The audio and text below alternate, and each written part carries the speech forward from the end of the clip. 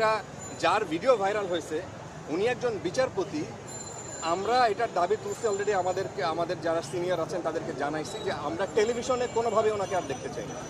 টেলিভিশনে এই মানুষকে, উনি মানসিক বিকারগ্রস্ত, ওনাকে আমার কাছে মনে হচ্ছে যে মানে আমাদের অনেকের ধারণা যে উনি আসলে ওইভাবে সুস্থ না। সো তার জন্য আসলে কিছু বলা নাই, এই ধরনের মানুষকে আমাদের অ্যাভয়েড করা উচিত। সো আমরা আমাদের কর্তৃপক্ষকে জানাইছি যে ওনাকে কোনোভাবে আমরা টেলিভিশনে আর কোনোভাবে দেখতে চাই না। ওনার একটা অতীত আছে, উনি কিন্তু এর আগে যখন বিচারপতি ছিলেন তখন কিন্তু ট্রাফিক সালাম না দেওয়ায় তাকে কিন্তু কান ধরিয়েছিল। তার মানে এরকম অসুস্থ মানুষ যখন যে পাওয়ারে ছিল, দেখেন এটা আমাদের বাংলাদেশের খুব দুর্ভাগ্য।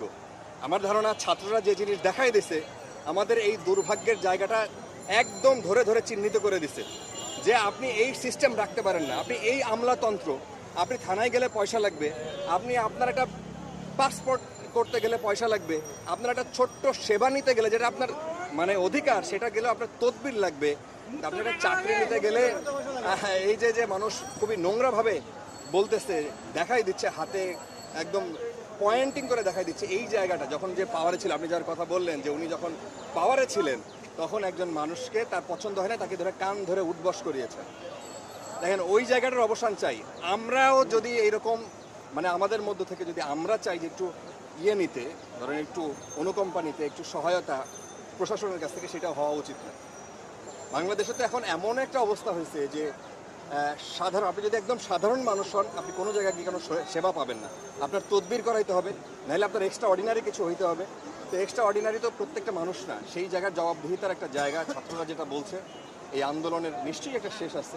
তো আমরা দেখব, আমরা যারা মাঠে কাজ করছি, সাংবাদিক হিসেবে কাজ করছি, তো আমাদের মূল কথা হলো আমাদের নিরাপত্তার জন্য আপনাদের কাছে, সাধারণ মানুষের কাছে অনুরোধ জানাতে চাই, রিকোয়েস্ট করতে চাই, আমরা আপনাদের ছেলে, আমরা আপনাদের মেয়ে। সো আপনাদেরকে পাশে চাই, আমাদের পাশে চাই।